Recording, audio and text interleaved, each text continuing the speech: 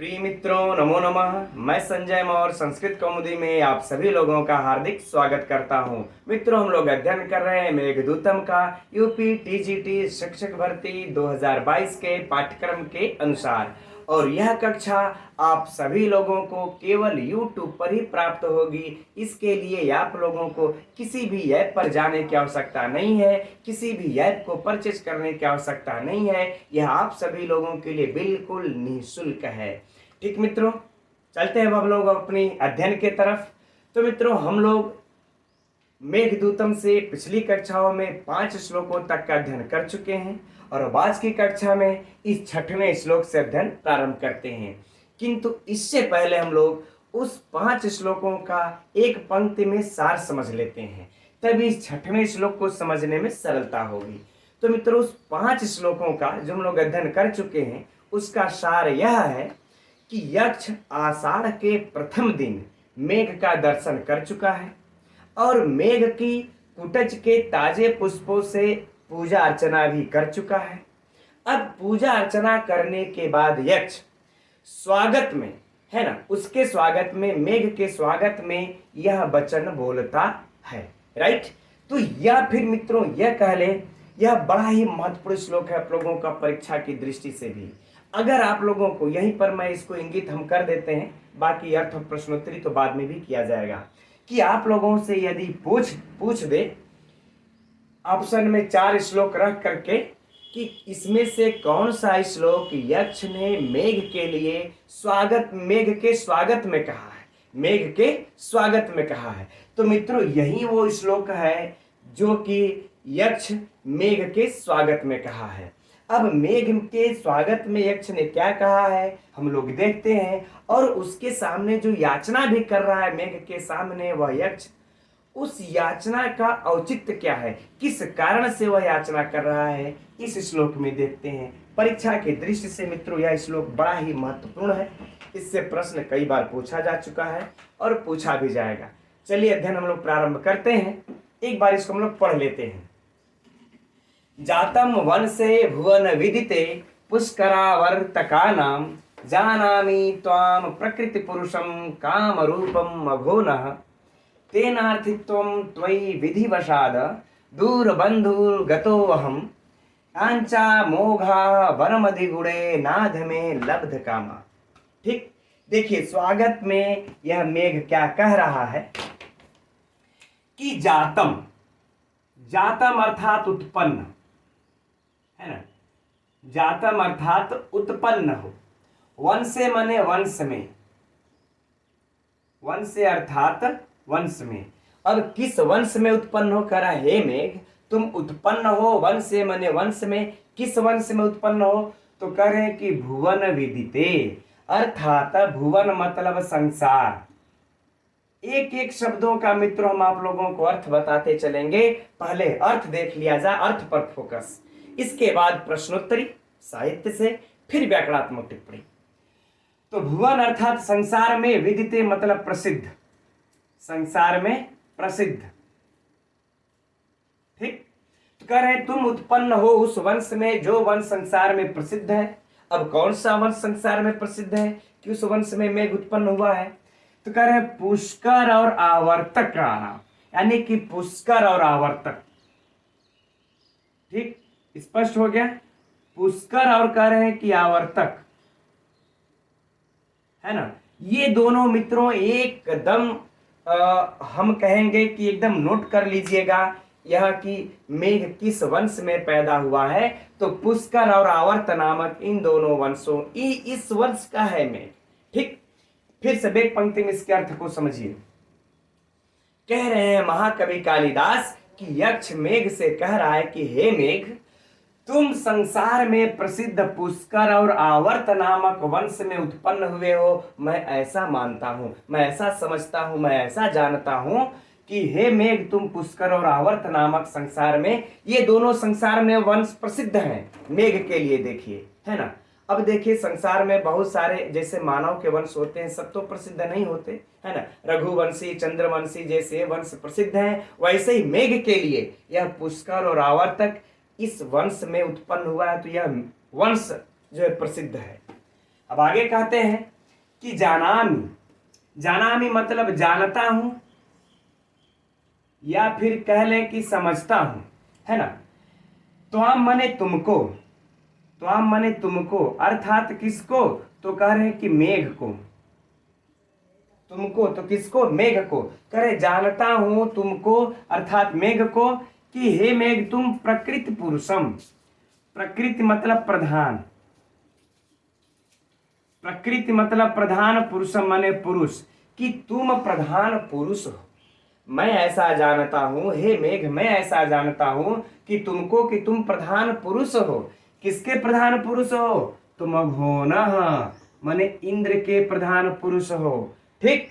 और कह रहे हैं कि मैं जानता हूं कि तुम काम रूपम हो, अर्थात कि स्वेच्छानुसार रूप बदल सकते हो, अर्थात इच्छानुसार रूप धारण करते हो,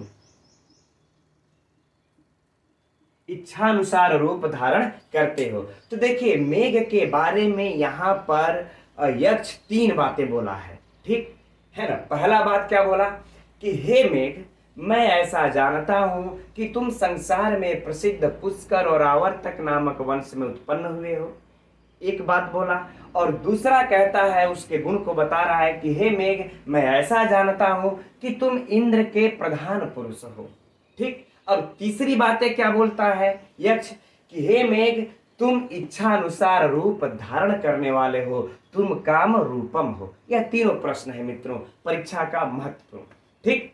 अब यह स्वागत भरे यही इन वचनों को बोलता है। अब आगे देखिए तीसरी पंक्ति में क्या कह रहा है कि तेन अर्थित्वम, तेन अर्थित्वम, तेन माने इसी कारण, इस हेतु से, कह लें फिर इस हेतु से, हेतु अर्थात इस कारण से। ठीक।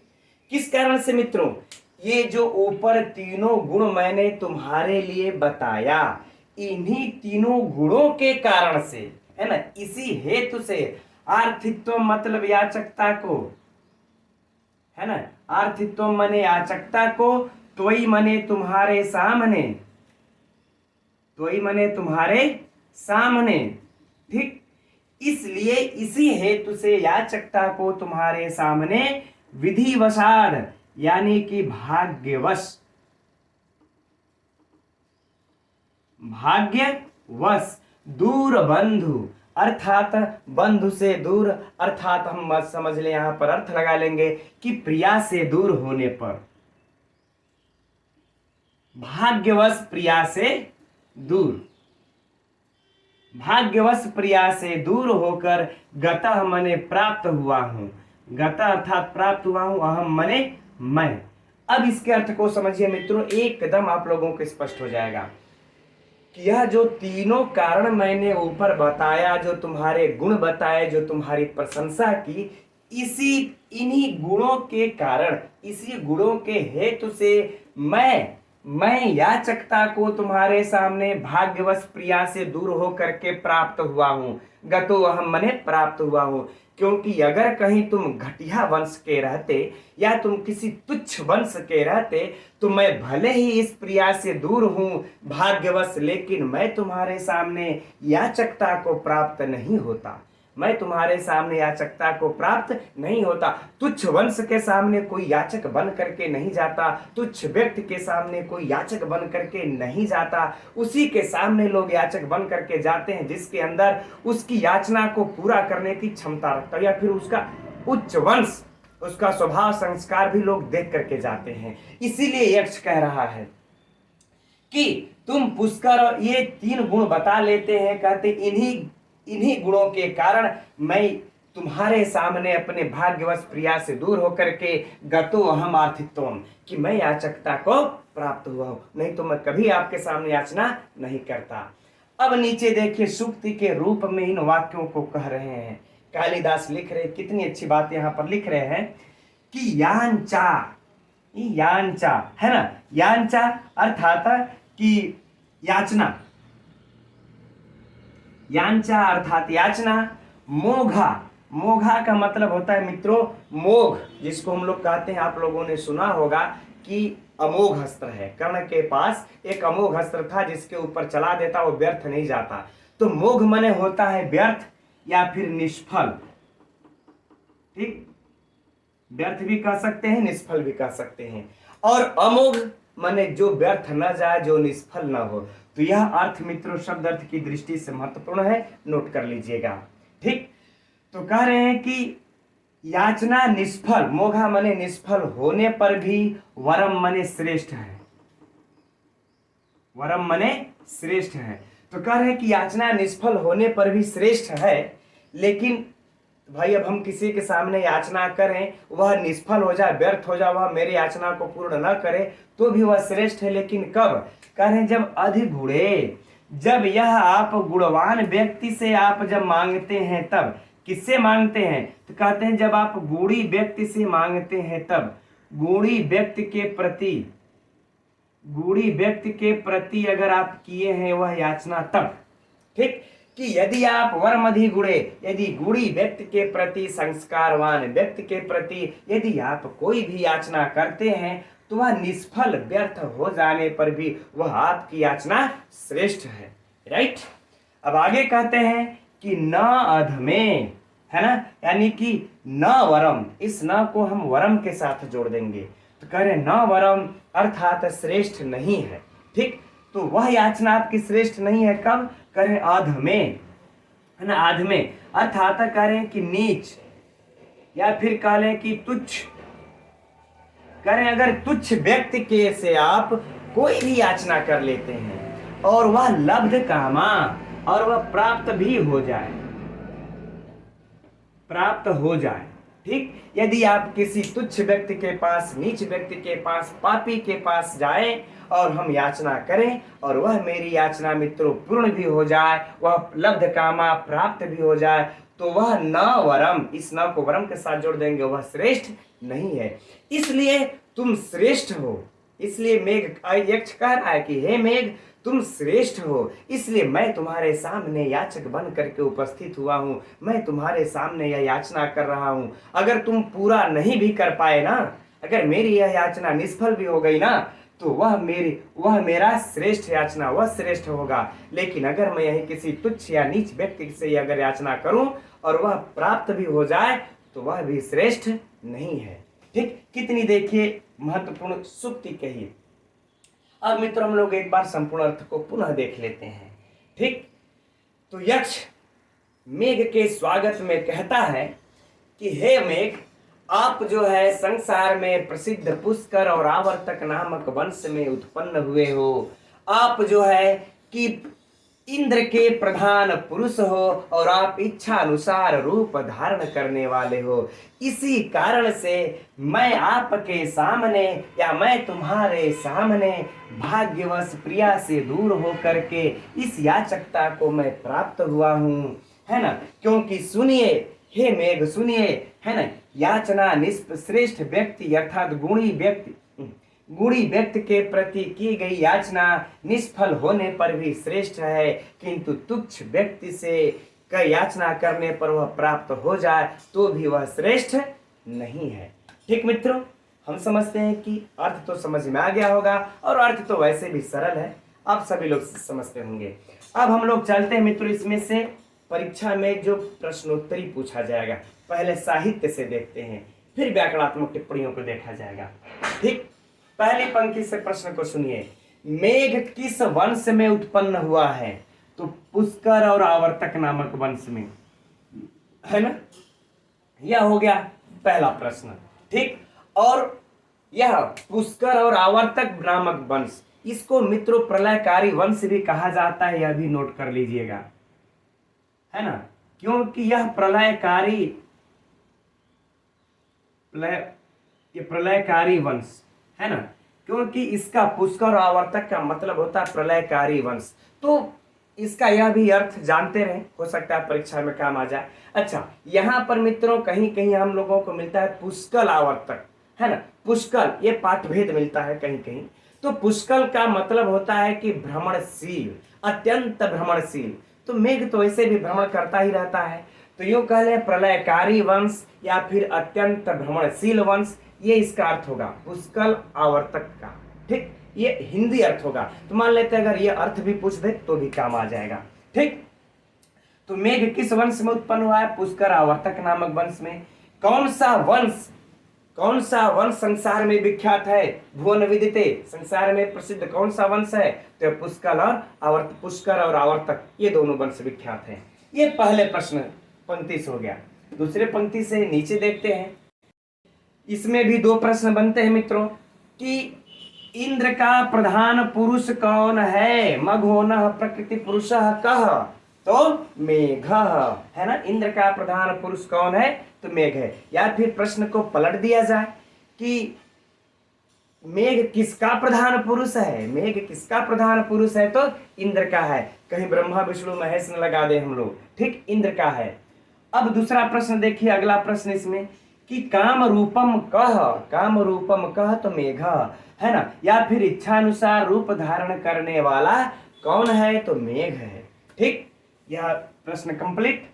आगे देखिए, अब इसमें यहां से प्रश्न मित्रों बड़ा ही सुंदर प्राप्त हो जाएगा आप लोगों को। अगर परीक्षा में यहां से पूछा ना तो अच्छे लोग देखिए धाराशायी हो जाएंगे कि किस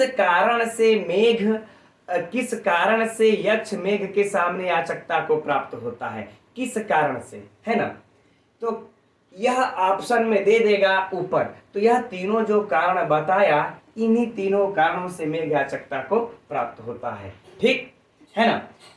अब आगे इस प्रश्न में यह तो सुक्ति है, यह तो एकदम बिल्कुल महत्वपूर्ण बात है मित्रों। सुक्ति एकदम इसको नोट कर लेना है, अंडरलाइन कर लीजिएगा। पूछा जा चुका है और पूछेगा भी, राइट। अब देखिए इसमें जो होगा प्रश्न जो इसमें से बनता है कि किसके प्रति की गई याचना निष्फल होने पर भी श्रेष्ठ है? तो अधिगुणे अर्थात गुणी व्यक्ति के प्रति। किसके प्रति की गई याचना सफल होने पर भी अधम है? तो अधम व्यक्ति के प्रति की गई याचना सफल होने पर भी अधम है। मित्रों इससे प्रश्न ये वाला पूछा जा चुका है परीक्षा में, इसको नोट कर लीजिएगा।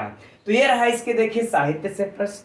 अब हम लोग व्याकरण की तरफ बढ़ते हैं और व्याकरण से भी परीक्षा में जो प्रश्नोत्तरी पूछा जाएगा उसको भी देख लेते हैं। लेकिन ये सुक्ति है, इसको अंडरलाइन कर लीजिएगा। इसके व्याकरणात्मक टिप्पणी में मित्रों जातम वन से कोई समस्या नहीं। यहाँ पर भुवन विदिते है ना, भुवनेषु विदितः अर्थात मित्रों यहाँ पर शुभ सुपा समास है ना। यह याद रखिएगा, परीक्षा में पूछेगा तो कंफ्यूज हो जाएंगे अच्छे लोग, इसलिए नोट कर लीजिएगा। भुवन विदिते भुवनेषु विदितः शुभ सुपा समास होगा यहाँ पर। ठीक, पुष्करावर्तका नाम मित्रों यहाँ पर द्वंद्व समास। यह तो बहुत सिंपल है, बताने की कोई आवश्यकता यहाँ पर विशिष्ट नहीं है। अब है जानामि त्वाम, जानामि उसके बाद त्वाम, कोई समस्या नहीं।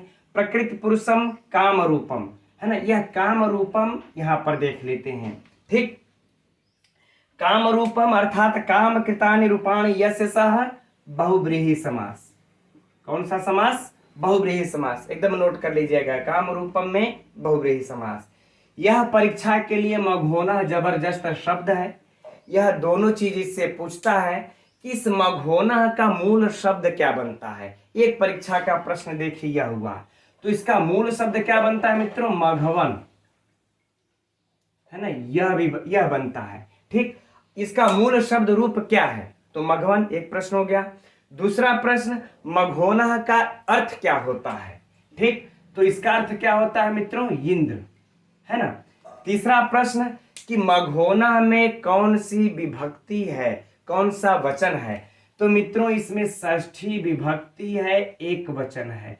तो यह मघोना मित्रों इससे संबंधित परीक्षा में प्रश्न पूछ चुका है और पूछेगा भी। इस शब्द को एकदम इसका मूल शब्द, इसमें षष्ठी विभक्ति एक वचन, इसका अर्थ इंद्र, एकदम रट करके दिमाग में पी लेना है, राइट। चलिए अब आगे बढ़ते हम लोग। अगला है तेन अर्थित्व है ना। तेन अर्थित्व, यहाँ पर दीर्घ संधि स्पष्ट दृष्टिगत हो रही है आप लोगों को। अब अर्थित्व का देख लेते हैं। पहले देखिए अर्थ धन इन क्या बन जाएगा? बराबर आर्थिन है ना, क्या बन जाएगा? आर्थिन। अब इस आर्थिन से त्व प्रत्यय लगा करके मित्रों क्या बना लेंगे हम लोग? आर्थित्व। आगे बातें समझ में, अर्थित्व। अब देखिए आगे है त्वयि विधिवसाद दूर बंधु गतो अहम। अब मित्रों यहाँ पर जो गतो आया है ना, गतः का मतलब क्या है, प्राप्त। तो यह मित्रों क्या हुआ, क्रिया है ना, यह क्रिया। तो इस क्रिया का यह कर्म है अर्थित्व। यह जो अर्थित्व हम लोगों को दृष्टिगत हो रहा है मित्रों, इस क्रिया का यह कर्म है, यह एकदम नोट कर लीजिएगा। अगर परीक्षा में यह पंक्ति उठा करके पूछ दे कि गतः का कर्म कौन है, अगर गहराई से मित्रों में अगर जाए तो किस गतः का कर्म कौन है, ये दूर बंधु है कि अहम है कि विधिवत, इस प्रकार से ऑप्शन में दे दे तो अर्थित्व में इस गतः का कर्म है, एकदम नोट कर लीजिएगा। ठीक, अगला है देखिए दूर बंधु, यानी कि प्रिया से दूर। दूर बंधु अर्थात दूरे बंधु यस्य सह, दूरे बंधु यस्य सह हो जाएगा बहुब्रीहि समास, कोई समस्या नहीं। ठीक, आगे यांचा मोघा, मोघा का भी अर्थ पूछ ही चुका है, निष्फल, यह भी मित्रों याद रखना है, एकदम नोट कर लेना है। अब आगे देखिए वरम अधिगुणे, है ना, अधिगुणे, यहां पर मित्रों हो जाएगा इसमें प्रादि बहुब्रीहि समास। अधिकः गुणो यस्य सह अधिगुणः प्रादि बहुब्रीहि समास, एकदम नोट कर लीजिएगा, है ना। अधिकः गुणो, गुणो यस्य सह, है ना, अधिगुणः, तो प्रादि बहुब्रीहि समास, कोई समस्या नहीं है यहां पर भी। अब अगला है न अध में, नाध में दीर्घ संधि। संधि तो आप लोग ऐसे ही हल कर लेंगे, चर्चा करने की कोई जरूरत नहीं। अगला देखिए लब्ध कामा, है ना, लब्ध कामा, तो लभ धन कत, है ना, क्या हो जाएगा इसका, लभ धन कत, क्या बन जाएगा, लब्ध बन जाएगा मित्रों, लब्ध। इसके बाद कामा का जो है क्या हो जाएगा, कम धन घय बराबर क्या हो जाएगा, ठीक, कामा है, ये बना लेते हैं। फिर इस लब्ध कामा का समास ये कर लेंगे, लब्ध कामा या श्याम सा, तो कौन सा समास हो जाएगा मित्रों, बहुब्रीहि समास, है ना। इस लब्ध का और कामा का हम लोग समास कर लेते हैं, तो क्या हो जाएगा यहाँ पर, बहुब्रीहि समास, ठीक है ना, लब्ध कामा या श्याम सा, बहुब्रीहि समास। ठीक, तो मित्रों यहाँ पर परीक्षा की दृष्टि से एक तो यह भी महत्वपूर्ण है, पूछा तो अच्छे अच्छे धाराशायी हो जाएंगे जो बारीकी से अध्ययन नहीं किए रहेंगे तो, और एक मघोना वाला व्याकरणात्मक टिप्पणी में बेहद महत्वपूर्ण, एक काम रूपा भी महत्वपूर्ण, जितने भी बता रहे मित्रों। बाकी तो प्रकृति पुरुषम जानामि में कौन नहीं जानता है, किसमें कौन सा धातु है, कौन सा लकार है, त्वम कौन नहीं जानता है, ये सब तो छोड़ देते हैं, सिंपल है, ठीक है ना। फिर अर्थित्वम का एक, और ठीक है। अब इससे मित्रों प्रश्न तो क्रिएट करके बार बार क्या पूछे हम कि ये मघोना में कौन सी विभक्ति है, अब तो हो गया ये, है ना, इतने परीक्षा के लिए सबके सब प्रश्न है। अब इसमें से होगा मित्रों अलंकार, रस तो वही है, विप्रलंब श्रृंगार, बार बार उसकी चर्चा करने की आवश्यकता नहीं। अब इसमें हम लोग रस की थोड़ी सी चर्चा, अरे अलंकार की चर्चा ये कर लेते हैं। तो निचली पंक्ति मित्रों सुक्ति है, अगर पूछ दे अलंकार कौन सा है तो एकदम नोट कर लीजिए, अर्थांतर न्यास अलंकार, राइट। तो इस प्रकार से मित्रों हम लोग अब कह लें तो यह श्लोक हम समझते कब आप लोगों को पूर्ण हो गया। साहित्य का इसका अर्थ भी, अर्थ से जितने भी साहित्य से इसके प्रश्न बनते थे उसकी भी चर्चा हो गई, और इस व्याकरणात्मक टिप्पणी की जो जो पूछा जा सकता है, जो जो पूछा जा चुका है, इसकी भी चर्चा हो गई। अब हम लोग बढ़ते हैं अगले श्लोक की तरफ, तो देखते हैं अब इस अगले अर्थात 7वें श्लोक को पढ़ लेते हैं एक बार। संतप्तानां त्वमसि शरणं तत्पयोद प्रियायाः संदेशं मे हर धनपति कुबेर विश्लेषितस्य गंतव्या ते वसति अलका नाम यक्षेश्वराणां वायोद्यान स्थित हर शिरश्चंद्रिका धौत हर्म्या। मित्रों इस श्लोक में अब यक्ष मेघ से अपने संदेशों को कहना प्रारंभ करता है यहाँ से, है ना। देखिए कितने सिस्टम, कितने संस्कार, शिष्टाचार से युक्त हो करके आकर के कितने संदेशों को कहता है। साधारण पुरुष जो होते हैं तो वह जाएंगे फटाक से किसी भी चीज को मांगने लगेंगे, ऐसा यहाँ पर नहीं है। कालिदास देखिए कितने सिस्टम से लिखे हैं कि पहले यक्ष उस मेघ को देखता है, देख करके पहले उसकी पूजा अर्चना करता है, उसके स्वागत में कुछ वचनों को कहता है, अब उनका स्वागत कर लेने के बाद ही अपने मनोरथ को अर्थात अपने संदेश को उसके सामने प्रस्तुत करता है। यही सिस्टम भी मित्रों हम लोगों के संस्कार में होता है। ठीक, अब देखिए किस प्रकार से अपने संदेशों को कह रहा है, क्या कह रहा है। अब आइए श्लोक में देखते हैं इसके अर्थ को। तो कह रहा है कि संतप्ता नाम अर्थात तपे हुए, संतप्त तपे हुए लोगों का, ठीक, तपे हुए लोगों का या तपे हुए प्राणियों का, क्या तुम मने तुम अर्थात कौन मित्रों, तुम मेघ, अस मने हो। ठीक, तो कह रहे हैं कि तपे हुए लोगों का तुम हो, क्या हो, तो कह रहे हैं कि रक्षक, क्या हो, रक्षक। अतत्पयोदः मने हे मेघ, हे मेघ। ठीक, तो कह रहे हैं कि हे मेघ तुम जो है, हे मेघ तुम जो है तपे हुए लोगों के क्या हो, रक्षक हो। पहले भी देखिए क्या कहे, है ना, कि संतप्ता नाम त्वमसि शरणम तत्पयोदः, कि हे मेघ तुम तपे हुए लोगों का रक्षक हो। फिर आगे कहते हैं कि प्रियाया, इसलिए प्रिया के पास मेरे, मैं भी तो तपा हुआ ही हूं, मेरे भी प्राण संकट में, मेरे प्रिया के भी प्राण संकट में, हम दोनों तपे हुए लोग हैं और तुम तपे हुए लोगों के रक्षक हो। तो तुम इसलिए प्रियाया कि मेरे प्रिया तक संदेशम अर्थात संदेश को मैं मने मेरे संदेश को हर मने ले जाओ। ठीक, यह मित्रों बड़ा ही परीक्षा का प्रश्न है, यह हर वाला पूछा था, उस पर चर्चा बाद में कर लेंगे। फिलहाल हम लोग अर्थ पर ध्यान देते हैं। इसलिए तुम जो है मेरे प्रिया तक मेरे संदेश को ले जाओ। अब प्रश्न चिन्ह तब मित्रों खड़ा हो जाएगा ना कि तुम्हारे प्रिया तक हम संदेश को ले जाए। मेघ प्रश्न कर सकता है कि हम तुम्हारे प्रिया तक तुम्हारे संदेश को ले जाएंगे, लेकिन हम क्यों ले जाएंगे, आखिर में ऐसी क्या स्थिति है कि तुमको संदेश भेजना पड़ रहा है, क्या कारण है। तब बता रहा है यक्ष कि धनपति कुबेर विश्लेषितस्य, कि मैं धनपति कुबेर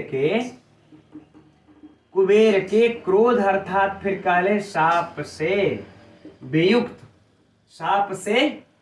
वियुक्त हूं। ठीक, क्योंकि मैं अपनी प्रिया से इस कुबेर के क्रोध अर्थात शाप के कारण मैं वियुक्त हूं, उससे अलग हूं, उससे बिछड़ा हुआ हूं, मैं नहीं जा सकता उसके पास, इसलिए तुम मेरे प्रिया तक मेरे संदेश को ले जाओ। आगे बातें समझ में मित्रों, फिर से एक बार इस दोनों पंक्तियों के संपूर्ण अर्थ को देख लेते हैं कि हे मेघ तुम तपे हुए लोगों के रक्षक हो, इसलिए मेरे प्रिया तक मेरे संदेश को ले जाओ। मैं कुबेर के क्रोध के अर्थात शाप के कारण अपनी प्रेमिका से अलग हो गया हूं। तब प्रश्न क्वेश्चन मार्क लगता है मित्रों कि वह तुम्हारी प्रिया है कहाँ, हमको संदेश लेकर के जाना कहाँ होगा।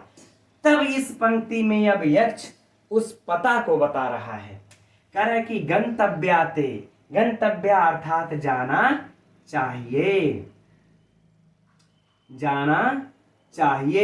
ते मने तुमको, है ना, तुमको जाना चाहिए। कहाँ जाना चाहिए, कहे वसती ही अलका, यानी कि वसती मतलब मित्रों स्थान, है ना, जहाँ रहती है ना, स्थान है किसका, अलकापुरी। अलका नाम यक्षेश्वराणाम अर्थात यक्षों की पुरी है ना, यक्षपुरी कह लें। ठीक, तो कह रहे तुमको संदेश ले करके अलका नाम की यक्षपुरी है वहां जाना चाहिए। आगे बातें समझ में, अलका नाम की यक्षपुरी है, तुमको वहां जाना चाहिए। तब फिर क्वेश्चन मार्क लगता है मित्रों, मेघ कहेगा कि मैं उस अलकापुरी को पहचानूंगा कैसे कि यही अलकापुरी है। तब देखिए अब निचली पंक्ति में यक्ष उस मेघ से इस अलका की विशेषता को बता रहा है, अर्थात यह जो निचली पंक्ति है इस अलका का विशेषण है कि यह देखो, यह रही इसकी विशेषता, इसको देखते ही तुम पहचान जाना कि यही अलका है। देखिए विशेषता क्या बता रहे हैं कि वाह्योद्यान स्थित अर्थात बाहरी उद्यान मतलब मित्रों बगीचा, बाहरी बगीचा है, यानी अलका से जस्ट भरवे जाओगे पहले ही तो एक बगीचा पड़ेगा, उस बगीचे में स्थित है अर्थात विराजमान है। ठीक, क्या है? विराजमान है। कौन विराजमान है? हर। हर अर्थात मित्रों शिव। ठीक, शिव विराजमान है और उस शिव के, उस शंकर के सिर, सिर अर्थात मित्रों मस्तक पर, शंकर के मस्तक पर कौन आता है? कि चंद्रमा, है ना। तो कह रहे हो शंकर के मस्तक पर जो चंद्रमा अर्थात जो चंद्रमा की चांदनी है, चंद्रिका, तो उस चंद्रमा के इस चांदनी अर्थात चंद्रिका से, किससे? चंद्रिका से, है ना। उस चंद्रिका के चांदनी से अर्थात चंद्रिका से धौतहर्म्या, धौतहर्म्या अर्थात मित्रों कहने की सफेद यानी कि धुले हुए महलों वाली। ठीक, धुले हुए, हर्म्या अर्थात महलों वाली, महलों वाली। ठीक, उस नगरी को, कैसी अलका को? उस अलका को भी चर्चा मित्रों, इसको देखिए। अच्छा यहीं पे समझ लेते हैं। जैसे देखिए अलका इधर है, इधर अलका हो गई, यहीं पर जैसे ही प्रवेश करेंगे इधर अलका के लिए, वैसे ही मित्रों यहाँ पर क्या है? एक बगीचा है। इस बगीचे में भगवान शंकर की मूर्ति है, उनके मस्तक पर चंद्रमा के, चंद्रमा तो स्थित ही है, विराजमान ही है। अब उस चंद्रमा के चांदनी जब पड़ती है मित्रों धुले हुए, अर्थात जब इस अलकापुरी पर जब इस चंद्रमा की चांदनी पड़ रही है तो पूरी अलकापुरी एकदम सफेद दिख रही है, एकदम उससे धुले हुए इस चंद्रमा की चांदनी में नहाए हुए दिख रही है। यही उसकी विशेषता है? तो देख करके तुम अलका को पहचान जाओगे। तब कह रहे हैं कैसी अलका को जाना चाहिए? अब संपूर्ण अर्थ को देखिए कि तुमको उस यक्षपुरी को जाना चाहिए, उस अलका नामक राजधानी को, यक्षपुरी को जाना चाहिए, जिसके बाहरी बगीचे में विराजमान शिव के मस्तक पर चंद्रमा के धुले हुए चांदनी से सफेद महलों वाली ऐसी अलकापुरी को तुमको जाना चाहिए, वह यक्ष की नगरी है। ठीक मित्रों, तो हम समझते हैं अब अर्थ एक बार। अच्छा चलिए पुनः पूरा देख लेते हैं फटाक से कि हे मेघ, तुम तपे हुए लोगों के रक्षक हो और मैं कुबेर के शाप से अपनी प्रिया से वियुक्त हो गया हूं, इसलिए तुम्हें मेरी प्रिया तक संदेश लेकर के मेरा जाना चाहिए और तुम्हें यह संदेश लेकर के यक्षपुरी को, उस अलका नामक यक्षपुरी को जाना चाहिए, जहां पर जिसके बाहरी बगीचे में विराजमान शिव मस्तक पे चंद्रिका के चांदनी से, चंद्रमा के चांदनी से धुले हुए महलों वाली, सफेद महलों वाली उस अलकापुरी यक्षपुरी को तुमको जाना चाहिए। राइट मित्रों, चलिए अब हम लोग इसमें से जो साहित्य से प्रश्न पूछेगा पहले उसकी चर्चा अब कर लेते हैं। ठीक, तो संतप्ता नाम, है ना, कि संतप्त हुए लोगों का रक्षक कौन है? तो मेघ है। या मेघ किसका रक्षक है? तो तपे हुए लोगों का रक्षक है। दोनों तरफ से प्रश्न को ये पलट लेंगे, एक प्रश्न कंप्लीट। ठीक, दूसरा प्रश्न है ना, यह तो सरल होगा। ठीक है, कि संदेश लेकर के मेघ को किसके पास जाना है? तो यक्ष की प्रिया के पास जाना है, अर्थात यक्ष की पत्नी के पास जाना है। ये वह यक्ष किसके शाप से अपनी प्रिया से वियुक्त है, अलग है? तो कुबेर के शाप से वह वियुक्त है, अलग है। ठीक, सरल प्रश्न, कोई बात नहीं। अब यहां पर देखते हैं कि वह अलकापुरी कैसी पुरी है? तो यक्षों की पुरी है। मित्रों, आप सभी लोग जान रहे हैं कि हिमालय नाम का, हिमालय का जो पर्वत है कहा जाता है हमारे शास्त्रों में, वहां पर एक कैलाश पर्वत के पास में है एक अलका नाम की जो नगरी है, राजधानी है, वह इस कुबेर की राजधानी है और उसमें यक्ष लोग रहते हैं। ठीक है, कर उस यक्षपुरी को तुमको जाना चाहिए। ठीक, अब मित्रों जो सबसे महत्वपूर्ण साहित्य की दृष्टि से इसका जो प्रश्न बनेगा उसकी इस अंतिम पंक्ति से बनेगा। क्या बन जाएगा कि देखिए उस अलका के बाहरी बगीचे में किसकी मूर्ति है? अलका के बाहरी बगीचे में किसकी मूर्ति है? तो शिव की मूर्ति है। ठीक, अलका नगरी कैसी है? तो सफेद है, वह चंद्रमा के चांदनी से धुले हुए है ना, धुले हुए प्रकाश वाली या फिर कह सफेद प्रकाश वाली है। ठीक, तो ये वाला आप लोगों का प्रश्न मित्रों बहुत ही महत्वपूर्ण है कि अलका के बाहरी बगीचे में किसकी मूर्ति है? तो शिव की मूर्ति है। ठीक, जो सबसे महत्वपूर्ण इसमें से जो पूछा जा चुका है और पूछा जाएगा प्रश्न वो ये हुआ। ठीक, अब इसमें से मित्रों पहले हम लोग शब्दार्थ के, हाँ ये तो विशेष विशेषण अब देख लेते हैं। यह देखिए अलका का विशेषण है, एकदम याद रख लीजिएगा, है ना। इस अलका का यह विशेषण है, पूरा याद रखना है। अब इसमें से जो दो सबसे महत्वपूर्ण प्रश्न है, एक तो ये हर वाला और दूसरा ये हर वाला, ठीक है ना। यहाँ हर आया, 2 बार हर आया है ना। यह परीक्षा में मित्रों दे करके पूछा जा चुका है, इस हर का अर्थ क्या होगा, और यह भी पंक्ति रख करके पूछा है इस हर का अर्थ क्या होगा। एकदम अपने दिमाग में पुस्तक में एकदम नोट कर लीजिए। इस हर का अर्थ होगा ले जाना। ऑप्शन में आपको शंकर, शिव, ब्रह्मा, विष्णु, महेश सब रहेंगे, तो होगा ले जाना।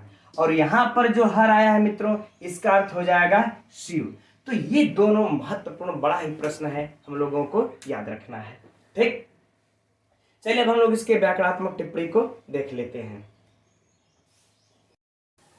तो व्याकरणात्मक टिप्पणियों में देखते हैं संतप्ता नाम का मित्रों पहले सम उपसर्ग पूर्वक तप धातु से कत प्रत्यय लग करके क्या बन जाएगा मित्रों, संतप्तः। फिर इसके बाद रूप चला लेंगे, संतप्ता नाम, षष्ठी विभक्ति लगा देंगे ना, बहुवचन। ठीक हो गया।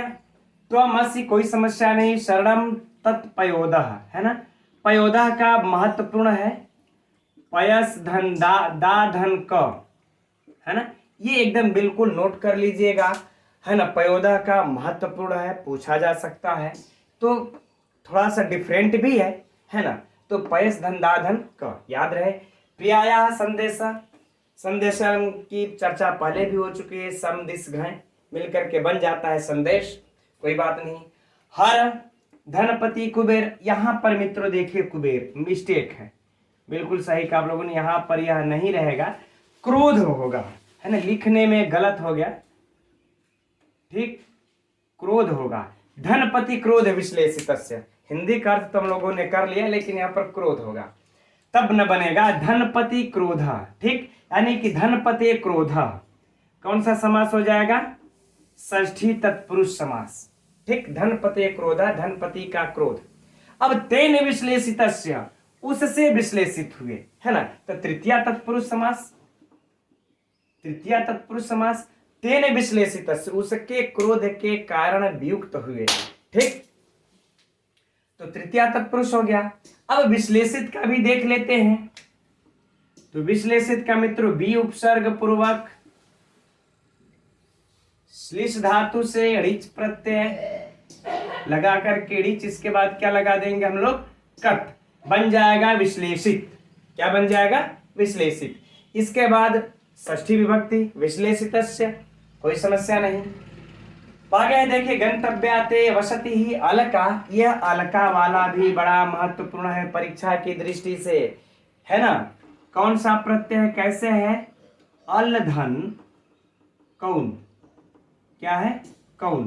ठीक, ये प्रत्यय वो का अक हो जाता है मित्रों, इसके बाद क्या लगा लेते हैं, टाप, बन जाता है अलका। चूंकि अलका महत्वपूर्ण एक नगरी का नाम है, और यहाँ पर यह प्रत्यय पूछना परीक्षा में स्वाभाविक सी बात है, तो यह एकदम दिमाग में, नोट्स में और अपने पुस्तक में चाहे जहां भी दिया होगा, ठीक, नहीं दिया होगा नोट कर सकते हैं। अच्छा मित्रों, कहीं कहीं राइटरों के अंतर होने से कुछ व्याकरणात्मक टिप्पणियों में अंतर हो जा रहा है। जैसे हमारे एक भाई बहन ने कहा कि सर अनुचर में ट प्रत्यय रहेगा कि अप्रत्यय रहेगा। देखिए ताड़े झा की पुस्तक है, प्रमाणित पुस्तक है, उसमें ट प्रत्यय दिया हुआ है, और मैंने, आप लोगों ने जब कमेंट्स किया तो मैंने देखा भी उसको, तो शब्द कल्प द्रुम भी पलट करके मैंने देखा, तो वहां पर भी ट प्रत्यय ही दिया हुआ है। ठीक है, मैंने यद्यपि आप लोगों का उत्तर भी दिया, ठीक, तो हो सकता है कहीं कहीं डिफरेंट आप लोगों को नजर आए, कोई बात नहीं। आगे देखिए यक्षेश्वराणाम, है ना, यक्षेश्वराणाम, इसमें कौन सी विभक्ति हो गई, षष्ठी विभक्ति, है ना। यहां पर मित्रों कृत्यानाम कर्तरिवा से षष्ठी विभक्ति हुई है, कृत्यानाम कर्तरिवा से हुई है, यह इसको आप लोग नोट कर लीजिएगा, है ना, परीक्षा में हो सकता है पूछ दे, महत्वपूर्ण है। ठीक, फिर है वाह्योद्यानम। अब इसमें देखते हैं बड़ा लंबा चौड़ा है ना, लेकिन अगर पूरे में, इस पूरे में अगर देख लिया जाए मित्रों, तो कौन सा समास है, बहुव्रीहि समास है। इतना तो एकदम नोट कर लीजिए पूरे में। लेकिन बीच बीच में इसके अवान्तर समास भी कुछ हुए हैं, जैसे वाह्योद्यान है ना, बाहरी उद्यान, ठीक। अर्थात कहने की कर्मधारय समास है ना, वाह्यम उद्यानम, तो कौन सा यहां तक हो जाएगा, कर्मधारय समास। अब उसके बाद है कि स्थित है ना, तो उस उद्यान में स्थित है ना, तो तस्मिन स्थित, तो यहां पर क्या हो जाएगा, सप्तमी तत्पुरुष, क्योंकि भाई उस बाहरी उद्यान में स्थित है, सप्तमी तत्पुरुष। हरः, तादृशः हरः, ऐसे शिव, जो बाहरी उद्यान में स्थित है ऐसे शिव, शिव, तो जब हर तक ले जाएंगे मित्रों तो यहां भी हो जाएंगे कर्मधारय समास। फिर हो जाएगा सिर चंद्रिका धौत हर्म्य, है ना, ऐसे सिर की चंद्रमा के, अरे चांदनी से उज्जवल, धवल, तो मित्रों पूरे टोटल में क्या हो जाएगा, बहुव्रीहि समास। तो इस प्रकार से खंड बाह्य उद्यान पूछा जा सकता है। बाकी इस प्रकार से खंड करके समास नहीं पूछेगा, उसके लिए निश्चिंत रहिए आप लोग। ये पूछा जा सकता है कौन सा समास है, वैसे इतना लंबा है कि ये नहीं पूछेगा, फिर भी जानने में क्या हर्ज जाता है, लिख लेते हैं, समझ लेते हैं, बहुव्रीहि समास, राइट। तो मित्रों ये इसका व्याकरणात्मक टिप्पणी रहा। ये थोड़ा सा यहाँ पर मुझसे लिखने में त्रुटि हो गई थी, गलती, उसके लिए खेद है ना, हो सकता है त्रुटियां हो जाए मित्रों, हमसे भी, भगवान तो कोई हम है नहीं, ठीक है। अच्छा अब देखते हैं अगले श्लोक को, 8वां श्लोक की तरफ बढ़ते हैं। तो अब देखते हैं हम लोग अगले इस 8वें श्लोक को, एक बार पढ़ लिया जाए इसको। त्वामारूढ़ं पवन पदवीं उद्गृहीतालकान्ताः प्रेक्षिष्यन्ते पथिक वनिताः प्रत्ययाद आश्वस्त्यः कः सन्नद्धे विरह विधुरां त्वयि उपेक्षेत जायाम न स्यादन्योऽपि हमेव जनो यः पराधीन वृत्तिः, है ना। इस श्लोक में महाकवि कालिदास बादलों के आने पर अर्थात मेघ के आने पर जो विरहिणियों की जो उत्सुकता होती है उसका वर्णन कर रहे हैं, ठीक। देखते हैं, बड़ा ही सुंदर वर्णन है। कह रहे हैं कि त्वाम आरूढ़म, कि हे मेघ, त्वाम अर्थात तुमको, यक्ष कह रहा है कि हे मेघ तुमको, आरूढ़ मतलब चढ़ जाने पर, चढ़ जाने पर, कहां, आरूढ़ हो जाने पर, चढ़ जाने पर, तो कहां आरूढ़ हो जाने पर, कहे कि पवन पदवीम, है ना, अर्थात वायु मार्ग पर, वायु मार्ग पर, ठीक। मित्रों जब हम लोग चलते हैं, हम लोग सफर करते हैं, तो किस मार्ग पर, इस भूमि पर चल करके सफर करते हैं, भूमि हम लोगों का मार्ग होता है। और जब यह सफर करेगा अर्थात बादल मेघ जब सफर करेगा तो उसका मार्ग क्या होगा, वायु मार्ग होगा, है ना, मेघ का मार्ग क्या होगा, वायु मार्ग। तो कहें कि हे मेघ जब तुम इस वायु मार्ग पर चढ़ जाओगे तब क्या होगा, कहें उद्गृहिताल कांता, है ना, उद्गृहिताल कांता, यानी कि बालों को, बालों के अग्रभाग को, बालों के अग्रभाग को, है ना, हाथों से पकड़कर ऊपर उठाकर, है ना, ऊपर उठाकर, सीधे लिख लेते हैं, ऊपर उठाकर, ठीक। बालों के इस अग्रभाग को मित्रों, जो अगला वाला भाग होता है जड़ में से नहीं, अग्रभाग को हाथों से पकड़ के ऊपर उठाकर। अब क्यों अग्रभाग को पकड़ेंगे मित्रों, ऊपर उठाएंगे, इसकी चर्चा बाद में कर लेंगे, फिलहाल अभी अर्थ देखते हैं।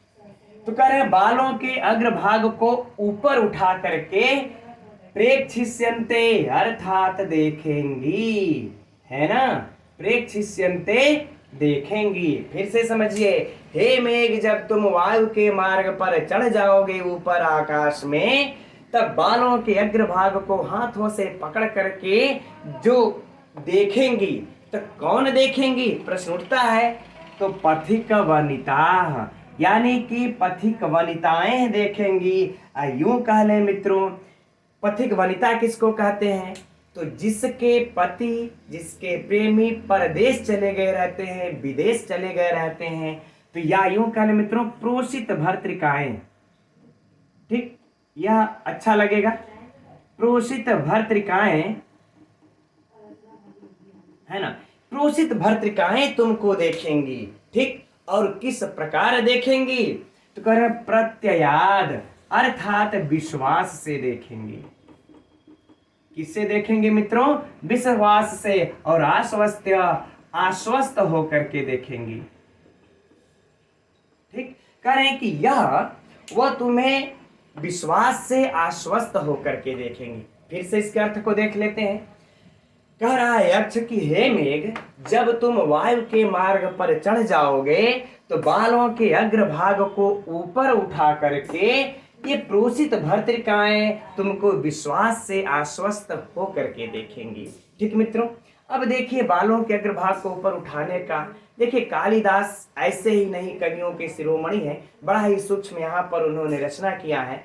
देखिए हम लोगों के यह सनातन धर्म की परंपरा रही है, संस्कार रहे हैं कि पहले क्या होता था कि जो पति होते थे, पुरुष होते थे, वह अपना खेती बाड़ी करते थे। जब अनाज इत्यादि जब पैदा कर लेते थे तो उसको लेकर के लोग बाहर चले जाते थे व्यापार करने।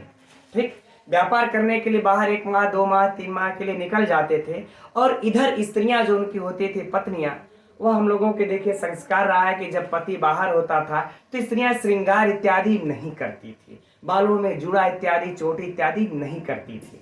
तो जब बालों का जुड़ा चोट इत्यादि नहीं किया रहेगा मित्रों कंघी, तो वह बाल क्या होंगे? बिखर करके आगे इस प्रकार से लटके रहेंगे। तो जब इस बिखरे हुए बालों से जब देखेंगी, पथिक वनिता बोले हैं ना, इसलिए इनको कहना पड़ा यहाँ पर, क्योंकि उनके पति बाहर गए हुए हैं तो उनके बाल बिखरे होंगे, तो तुमको कैसे देख पाएंगी? नहीं देख पाएंगी। इसलिए अपने इस बालों के अग्रभाग को हाथों से पकड़ करके उठा करके जब हट जाएगा आंखों पर से बाल, तब तुमको वह देखेंगी और यह विश्वास से देखेंगी। अब तो मेघ आ गया, बारिश का समय आ गया और हमारे पति, हमारे स्वामी अब घर को वापस आएंगे। ठीक, इस विश्वास से देखेंगी। अब आगे कह रहे हैं कि इस विश्वास का, इस आश्वस्त होने का विश्वास का कौन उपेक्षा करेगा? देखिए कि कह अर्थात कौन, है ना, सन्नद्धे मने निकट आने पर, सन्नद्ध अर्थात निकट आने पर, किसके निकट आने पर मित्रों? कह कि त्वयि मने तुमको, अर्थात मेघ को, करे तुमको निकट आने पर, तुमको निकट आने पर कौन? विरह विधुराम, है ना, विरह विधुराम अर्थात मित्रों वियोग से कृश या वियोग से व्यथित, वियोग से व्यथित। ठीक, कह रहे कि तुमको निकट आने पर ऐसा कौन होगा जो वियोग से व्यथित जायाम, मतलब पत्नी, जायाम अर्थात पत्नी की, उपेक्षित अर्थात उपेक्षा करेगा। कह रहे ना कि हे मेघ, जब तुम निकट हो जाओगे, निकट होगे, तो ऐसा कौन होगा कि तुम्हारे निकट आने पर विरह विधुराम, विरह से व्यथित इस पत्नी की उपेक्षा करेगा, है ना। यह देखिए विशेष विशेषण है। चलिए अच्छा, लास्ट में चर्चा ये कर लेंगे विशेष विशेषण की, अभी अर्थ पर ही ध्यान रहे। ठीक, तो कौन तुम्हारे मतलब तुम्हारी अपने पत्नी की, विरह से व्यथित पत्नी की उपेक्षा करेगा, अर्थात कोई नहीं करेगा। अब नीचे बता रहे हैं, नीचे लिख रहे हैं कि ना, वह कौन से लोग नहीं करेंगे? इस प्रकार विश्वास से जब प्रोषित भर्तृकाएं अपने पति के आगमन की मतलब देखेंगे तुमको आ जाने पर कि मेरे पति अब घर आएंगे, तो उनके इस विश्वास की, इस वियोग से व्यथित की उपेक्षा कौन करेगा जो इस तरह से, मेरी तरह से पराधीन वृत्ति वाला ना हो। देखिए कहते हैं न मतलब नहीं, स्याद मने हो, स्याद मने हो, अन्य मतलब कि दूसरा, अर्थात मेरे अतिरिक्त, मेरे अतिरिक्त, क्योंकि मैं तो भाई उपेक्षा कर रहा हूं, मेघ के आने पर मैं अपनी पत्नी को उपेक्षा कर रहा हूं, इसलिए यहां पर कह रहे हैं कि कौन उपेक्षा करेगा? जो मेरे अतिरिक्त, अपि मने भी, अहमेव मने मेरे समान, मेरे समान, जनो यह मने जो लोग, जो लोग, और पराधीन वृत्ति मतलब जिसका जीवन दूसरे के अधीन हो। ठीक, हम लोग पराधीन वृत्ति ही लिख लेते हैं, पराधीन वृत्ति यानी कि जिसका जीवन दूसरे के अधीन हो। तो कह रहे हैं कि अब भाव को समझिएगा, यह कह रहे हैं कि मुझे छोड़ करके मेरे अतिरिक्त ऐसा कोई दूसरा नहीं होगा जो कि मेरी तरह पराधीन वृत्ति न हो और वह अपनी पत्नी को पक्षा करे। ऐसा हो ही नहीं सकता। भाई मैं तो ठहरा पराधीन वृत्ति वाला, मैं अपनी पत्नी को उपेक्षा तो कर रहा हूं, लेकिन जो पराधीन वृत्ति मेरे समान नहीं है, ना मने नहीं है, जो मेरे अतिरिक्त छोड़ करके मेरे समान अगर पराधीन वृत्ति वाला नहीं है, ऐसा कोई पुरुष नहीं होगा कि तुम्हारे निकट आने पर अपनी वियोग से व्यथित पीड़ित पत्नी की उपेक्षा करे। राइट मित्रों, एक बार संपूर्ण अर्थ को देख लेते हैं कि हे मेघ, तुमको वायु मार्ग पर चढ़ जाने पर बालों के अग्रभाग को ऊपर उठा करके बड़े ही विश्वास से आश्वस्त होकर के प्रोसित भर्तृकाएं तुमको देखेंगी, और ऐसा कौन होगा जो तुम्हारे निकट आने पर वियोग से व्यथित अपने पत्नी को उपेक्षा करेगा, अर्थात कोई नहीं करेगा यदि वह मुझे छोड़ करके मेरे अतिरिक्त मेरे समान कोई पराधीन वृत्ति वाला न हो। तब अगर वह दूसरा अन्य भी कोई पराधीन वृत्ति होगा, उसका जीवन किसी दूसरे के अधीन होगा, वह भी किसी शाप से व्यथित होकर किसी या फिर जेल में कटघरे में कैद होगा, तो वह भी तो उपेक्षा कर सकता है उनके विश्वास का। राइट, अब इसमें मित्रों पहले हम लोग विशेष विशेषण निकाल लेते हैं, तब यहाँ पर प्रश्नोत्तरी की चर्चा होगी। देखिए यहाँ पर इस पथिक वनिता है ना, यह क्या है, विशेष्य है। ठीक, इसके दो विशेषण हैं। एक तो ये वाला विशेषण है पूरा, है ना, क्योंकि यहां पर कह रहे हैं पथिक वनिताएं विश्वास से आश्वस्त होकर देखेंगे, तो विश्वास से आश्वस्त कौन है, पथिक वनिता है, तो ये इसका विशेषण हुआ। दूसरी बात कि बालों को अग्रभाग को ऊपर उठाकर, बालों को अग्रभाग को ऊपर उठाया कौन है, यह पथिक वनिता है, तो मित्रों यह भी क्या हो जाएगा, विशेषण। पंक्ति उठा करके परीक्षा में यदि पूछ दिया कि यहां से लेकर के तुम आरूढ़ा से लेकर आश्वस्त तक कि निम्न में से कौन पथिक वनिता का विशेषण है, ये उद्गृतालकांता प्रत्याशाद है ना, प्रत्ययाद आश्वस्त या उपयुक्त दोनों, इनमें से कोई नहीं तो दोनों। राइट, इस प्रकार से प्रश्न। अब आगे देखते हैं, कह रहे जायाम, अरे नहीं, यह त्वयि माने तुमको, या तुमको जो सर्वनाम आया है यह विशेष है, यह निकट आने पर यह क्या है, विशेषण है ना। मेघ कहां आया है, निकट आया है। ठीक, यह इसका विशेषण हो गया। राइट, अब यह जायाम, यह पत्नी है, यह क्या है, विशेष। एकदम याद रखिए मित्रों, विशेष विशेषण का भरमार पड़ा इसमें, अवश्य पूछ देगा परीक्षा में। तो पत्नी, कैसी पत्नी, तो कह रहे हैं वियोग से व्यथित पत्नी, वियोग से व्यथित पत्नी है ना, इस पत्नी को उपेक्षा। तो यह क्या हो गया हम लोगों का विशेषण। एकदम अपने पुस्तक में श्लोक में जहां पर लिखा हो एकदम नोट करते चलिए मित्रों, एक बार इस प्रकार से अध्ययन यह कर लेंगे, बाद में रिवीजन करने में एकदम आसानी होगी। और इसके से बाहर फिर मैं नहीं सोचता कि मित्रों प्रश्न ही कोई बनेगा, एकदम पोस्टमार्टम कर दीजिए श्लोक का। ठीक, विशेष विशेषण यहां पर हो गया है ना। अब चलिए पराधीन वृत्ति, चलिए अब यहां पर कोई विशेष विशेषण नहीं, छोड़ देते हैं इसको, है ना। अब इसमें हम लोग चर्चा करते हैं मित्रों परीक्षा के उपयोगी प्रश्नों का। पहले प्रश्न से सुनिए कि मेघ का मार्ग कौन सा है, वायु का मार्ग है। वायु के मार्ग पर चलते हुए मेघ को कौन देखती है, पथिक वनिताएं देखती हैं। किस प्रकार से देखती हैं, तो विश्वास से देखती हैं, आश्वस्त होकर के देखती हैं, है ना। विश्वास आश्वस्त किसका विशेषण है, पथिक वनिता का विशेषण है। अब इसमें देखिए कि मेघ के निकट आने पर अपने पत्नी की उपेक्षा कौन नहीं करता, तो जो पराधीन वृत्ति नहीं होता है। मेघ के निकट आने पर कौन अपनी पत्नी की यानी कि विरह विधुराम उपेक्षित जायाम, कौन अपनी वियोग से पीड़ित पत्नी की उपेक्षा करता है, तो जो पराधीन वृत्ति होता है वह उपेक्षा करता है। कौन नहीं करता है, तो जो पराधीन वृत्ति होता नहीं होता वह अपने पत्नी को उपेक्षा में के आने के निकट नहीं करता है। इस समय यक्ष कैसा है, पराधीन वृत्ति है। यह पराधीन वृत्ति इस समय कौन है, तो यक्ष है। ठीक है ना। तो मित्रों इस प्रकार से हो गया, हम अर्थात यह इसका विशेषण कह ले है। ठीक, चलिए अब हम लोग इसके व्याकरणात्मक टिप्पणियों को देखते हैं।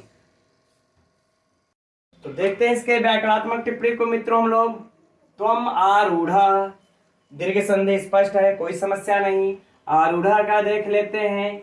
आ उपसर्ग लगा करके रूह धनकत कर लीजिए, आरूढ़म बन जाएगा, है ना। इसके बाद पवन पदवीम, है ना, पूधन ल्यूट, पूधन ल्यूट प्रत्यय लगा लेंगे, बन जाएगा ये पवन। इस पवन का मित्रों, इस आरूढ़म जो यह दिख रहा है, आरूढ़म का कर्म है, इस आरूढ़म का यह कर्म है, इतना यह भी याद रखिएगा। इस आरूढ़म का पवन पद में क्या है, कर्म है। यह हो सकता है परीक्षा में पूछा जाए, तो यह भी नोट रखिएगा, ठीक। अब आगे देखिए, उद्गृहताल कांता, उद्गृहताल कांता कोई समस्या नहीं, बहुव्रीहि समास सीधे सीधे नोट कर लीजिए। प्रेक्षिष्यन्ते, इसको देख लेते हैं, यद्यपि है सरल। प्र उपसर्ग पूर्वक इक्ष धातु लगा लीजिए। इसके बाद जो है कि लिट लकार लगा लीजिए, प्रथम पुरुष बहुवचन, है ना, झ, प्रेक्षिष्यन्ते बन जाएगा। महत्वपूर्ण है, परीक्षा में पूछा जा सकता है, सरल भी है, ठीक। आगे बढ़ते हैं हम लोग। अगला देखिए, पथिक वनिता। तो पहले पथिक सबसे महत्वपूर्ण परीक्षा के लिए पूछेगा, तो लोग कंफ्यूजन हो जाएंगे मित्रों, नोट कर लीजिएगा। पथिन धन इस्कन प्रत्यय लगा है, कौन सा मित्रों, इस्कन प्रत्यय ये लगा हुआ है इसमें, इसलिए याद रखेंगे, तब बनता है बराबर पथिक, है ना, ये बना लेंगे पथिका, तो यह याद रहे। अब पथिक वनिता है ना, तरास्ते की, अरे पथिक की स्त्रियां, तो षष्ठी तत्पुरुष समास भी हो जाएगा। समास पूछे तो षष्ठी तत्पुरुष, लेकिन ये पथिक का मित्रों एकदम इसका प्रत्यय एकदम नोट कर लीजिएगा, पुस्तक में दिया होगा।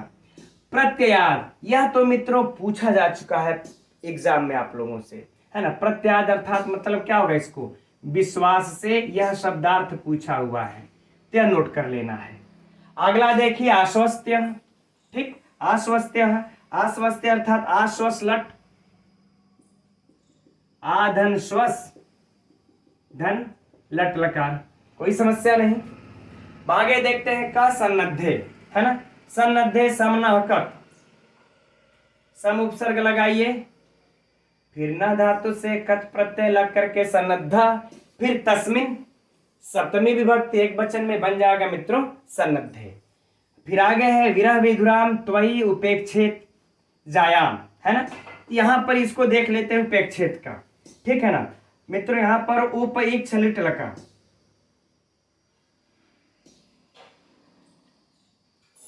ठीक, उपेक्षे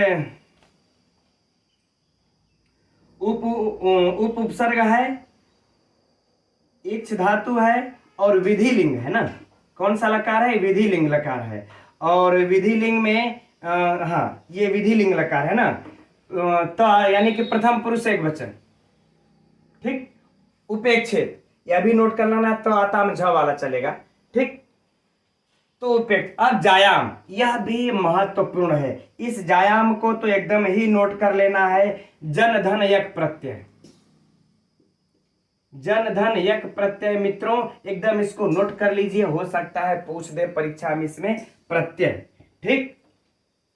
अब आगे देखते हैं, स्याद अन्यो अहम अपिमिव, अरे अपि अहमिव, कोई समस्या नहीं। जनो यह पराधीन वृत्ति, कौन सा समास, बहुव्रीहि समास, है ना, कोई समस्या नहीं। तो मित्रों ये रही इसकी व्याकरणात्मक टिप्पणियां, जिसमें से ये वाली महत्वपूर्ण, ठीक। और उसके बाद ये इसका कर्म वाला जो है यह महत्वपूर्ण है, यह भी पूछा जा सकता है। और ये तो एकदम में महत्वपूर्ण है जायाम का, है ना। चलिए, और पराधीन वृत्ति में भी समास, यह भी महत्वपूर्ण है, ठीक है मित्रों। तो हम समझते हैं अब इस श्लोक में जितना कुछ था वह अध्ययन कर लिए मित्रों। इस तरह से अध्ययन कर लेंगे हम लोग, फिर समझिए कि इससे जो भी प्रश्न पूछा जाएगा ऐसा नहीं होगा कि हम लोगों से अछूता हो, ठीक मित्रों। आज की कक्षा में इतना ही रहने देते हैं। आप लोगों को कक्षा कैसी लगती है, अगर आप लोगों को कुछ भी लगे सर यहाँ पर ये चीजें छूट रही है, तो हमें कमेंट्स करके आप लोग अवश्य बताइएगा, ठीक मित्रों। अब हम लोग कल मिलते हैं ठीक इसी समय 7:30 बजे। नमो नमः।